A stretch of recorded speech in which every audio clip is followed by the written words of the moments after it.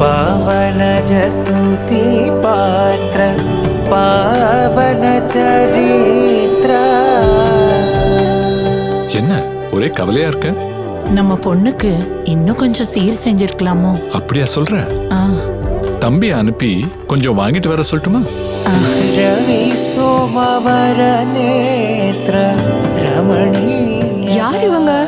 நாங்க பீமா ஜுவல்லர்ஸ்ல இருந்து வந்திருக்கோம். இந்த மணப்பெண்ணுக்கு தாய் வீட்டு சீர் கொண்டு வந்திருக்கோம். நீங்க பீமால இருந்து? ஆமாங்க, ஒவ்வொரு மணப்பெண்ணுக்கும் தாய் வீட்டு சீதனமா அன்போடு பரிசுகளை தரது எங்க மரபு, எங்க பெருமை.